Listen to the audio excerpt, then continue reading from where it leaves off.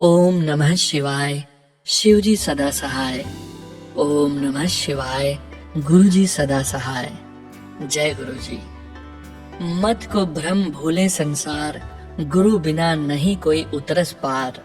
बुधवार 12 अक्टूबर 2005 को सुबह सुबह ही मेरे सहकर्मी डॉक्टर खिलनानी एम्स में औषधि विभाग के अध्यक्ष का फोन आया कि उस दिन शाम को 5:30 बजे उनके घर में सत्संग का आयोजन है, जिसमें गुरुजी भी आ रहे हैं। उन्होंने मुझे पत्नी सहित आने का आग्रह किया। क्या आप अध्यापक की पदोन्नति का उत्सव मना रहे हो? यह गुरुजी कौन है? उनका नाम क्या है? वह कहाँ से आ रहे हैं? मैंने उन पर प्रश्नों की झड़ी लगा दी। उन्होंने केवल इतना उत्तर दिया, उनका नाम गुरुजी है। आप जब शाम को उनको मिलोगे तो स्वयं ही जान लेना, धैर्य रखो। सामान्यतः मेरी पत्नी स्मिता साधु संतों में कोई विश्वास नहीं रखती थी। इस बार जब मैंने यह बात उसको बताई तो उसका उत्तर पहले से भिन्न था। संभव है इस बार कुछ अंतर हो, चलकर देखेंगे।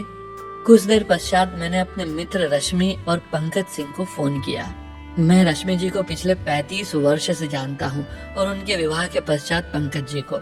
मैं उनसे पंकज जी के पिता भूतपूर्व प्रधानमंत्री श्री चंद्रशेखर, जिनको मैं स्वयं पिताजी कहकर संबोधित करता था, के स्वास्थ्य के बारे में जानना चाह रहा था। उन्होंने कहा कि वह एम्स के एक निजी कक्ष में परीक्षणों के लिए प्रविष्ट हैं।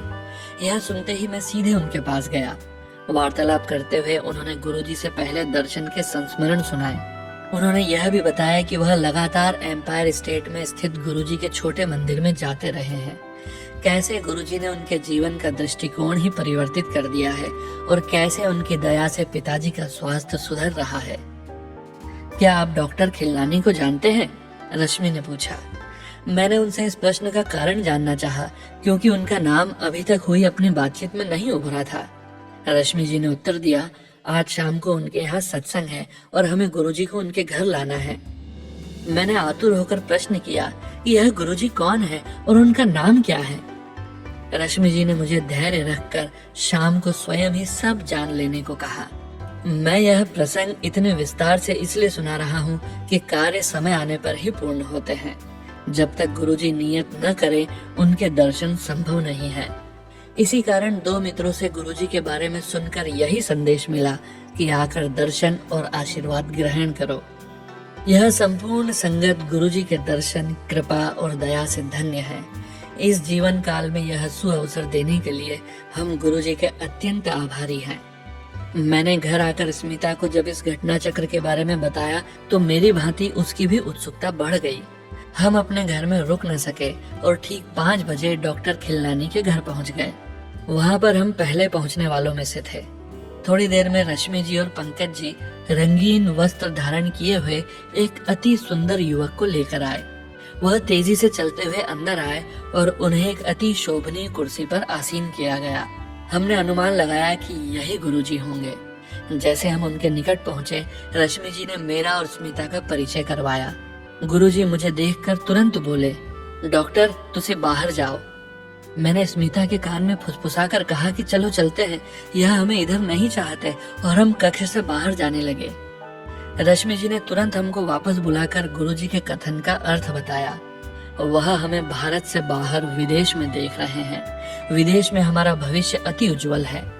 चिंता मुक्त शांत भाव सहित हम गुरुजी के चरणों में बैठ गए। वहां पर 250-300 सत्संगी आए होंगे। उनमें से अनेक पहली बार आए थे और अधिकतर मेरे सहकर्मी थे। गुरुजी के आदेश पर पुराने अनुयायी अपने अनुभव बता रहे थे। विषयों की कोई कमी नहीं थी। बच्चों की शिक्षा, विवाह, गर्भधारण, अस्थमा, हृदय रोग, स्नायु और कर्कट रोग जैसे असाध्य रोगों से चमत्कारिक निवारण आदि। साधारण रूप से कोई भी इन पर विश्वास नहीं करता, परंतु यह तो रोगियों और उनके परिवारों के निजी अनुभव थे। सबके स्वास्थ्य में सुधार आया था। बीच में कभी कभी गुरुजी बोलते थे कि इसका लौकिक रूप देखो, कष्ट कैसे घट रहे हैं। उस दिन से गुरुजी के साथ हमारा संपर्क बन गया। अब हर दिन एक नए आविष्कार का दिन होता है, आत्मबोध और आत्मज्ञान का दिन।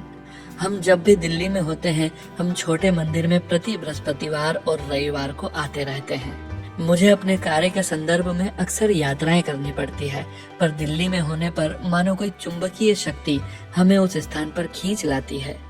भीतर से उत्तेजना उठती है और इससे पहले कि हम कुछ सोचें, हम उनके दर्शन हेतु जा रहे होते हैं।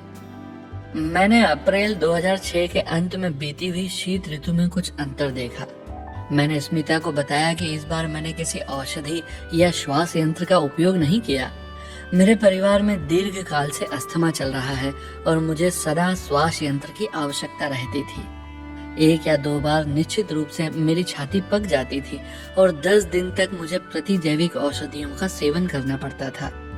लेकिन 2005 की शीत ऋतु में मैंने इसका प्रयोग नहीं किया। जब मैंने गुरुजी को इस बारे में बताया तो उन्होंने उत्तर दिया कि मुझे उनकी कृपा प्राप्त हुई है और अब मुझे कभी दमा नहीं होगा। ना तो मैंने गुरुजी को इस बारे में बताया था, न ही उनसे इसके लिए मन ही मन प्रार्थना करी थी। मैं अति अचंभित हुआ। हमारे जीवन में इतना अंतर आया कि हम गुरुजी के दर्शन के लिए एम्पायर स्टेट प्रति बृहस्पतिवार और रविवार आने लगे। उनकी कृपा हमारे ऊपर बनी रही है। हमारी बेटी ऋतुजा अमेरिका में पढ़ रही थी। ह्यूस्टन स्थित राइस विश्वविद्यालय से संज्ञानात्मक स्नायु विज्ञान और संज्ञानात्मक मनोविज्ञान में उसका स्नातक का पाठ्यक्रम पूरा होने वाला था। यद्यपि उसे वहीं पर शोध करने की अनुमति मिल गई थी, वह वहां पर और अध्ययन नहीं करना चाहती थी। वह अपना शोध MIT या स्टैनफोर्ड विश्वविद्यालय जैसी विख्यात संस्थाओं से करना चाह रही थी। अभिभावक होने के नाते हमें लगता था कि उसकी यह अभिलाषा अव्यवहारिक है। न केवल उसके वीजा की समस्या थी, उसके पास इन संस्थाओं में प्रवेश के लिए समय भी कम था। स्मिता, उसकी माँ, चिंतित थी। एक बार जब गुरुजी ने ऋतुजा के बारे में पूछा तो मैंने स्मिता की चिंता के बारे में बतलाया। गुरुजी ने तुरंत चिंता छोड़ने को कहा और आश्वासन दिया कि सब कुछ ठीक हो जाएगा। उन्होंने पूछा कि मैं अगली बार अमेरिका कब जा रहा हूँ। उसके स्नातक अधिवेशन में उपस्थित होने के लिए मैंने मई 2006 में जाने की योजना बनाई हुई थी। उस समय हमें यह देखने का अवसर मिला कि गुरुजी का आशीर्वाद प्राप्त होने के पश्चात कैसे एक के बाद एक घटनाएं अनावृत होती जाती हैं और अंततः सब ठीक हो जाता है। ऋतुजा अब बोस्टन स्थित MIT के मस्तिष्क और संज्ञानात्मक विज्ञान विभाग से शोध कर रही है। गुरुजी के पास आने के पश्चात हम श्रद्धालुओं द्वारा कथित वृतांत और अपने अनुभव समझने का प्रयास कर रहे हैं। हम गुरुजी के साथ क्या अनुभव करते हैं, संगत को सुनाए गए प्रसंगों की ऊर्जा, अपने को उसी पात्र में ढालने की प्रक्रिया, प्रतिदिन ग्रहण किया हुआ लंगर रूपी प्रसाद, गुरुजी द्वारा सबको दिया हुआ आशीष, सब अनुभवों में अपने अंदर एक नवीन शक्ति, क्षमता आदि संगत में पहुंचने पर चाहे कोई भी कितना भी थका हुआ हो, वह यहाँ से चलने पर अपने भीतर एक नवीन ऊर्जा प्रसारित होते हुए अनुभव करता है और भले ही कितनी भी देर हो जाए, वह रात्रि के उस काल में भी सुबह की भांति तरोताजा अनुभव करता है। सबसे महत्वपूर्ण बात यह है कि गुरुजी के यहाँ सब समान है। धनवान या निर्धन, प्रधानमंत्री या चपरासी, पुरुष या नारी, शहरी या ग्रामीण, भारतीय या विदेशी, यहाँ पर कोई रीति रिवाज नहीं है। किसी भी सत्संगी से पूर्ण आत्मसमर्पण के अतिरिक्त कोई आशा नहीं की जाती। गुरुजी में आस्था और फल की आशा किए बिना विश्वास को ही तो आस्था कहते हैं। गुरुजी हमें सर्वश्रेष्ठ मनुष्य बनाने का प्रयत्न कर रहे हैं। यहाँ आने के उपरांत हमारा मिथ्या रूपी अभिमान समाप्त हो रहा है। हमारी प्रवृत्ति में भी परिवर्तन हो रहा है। हम उन्हीं घटनाओं को एक नए दृष्टिकोण से देखते हैं और मन को शांति प्राप्त होती है। अपनी आवश्यकताओं और लोभ का भेद समझते हैं।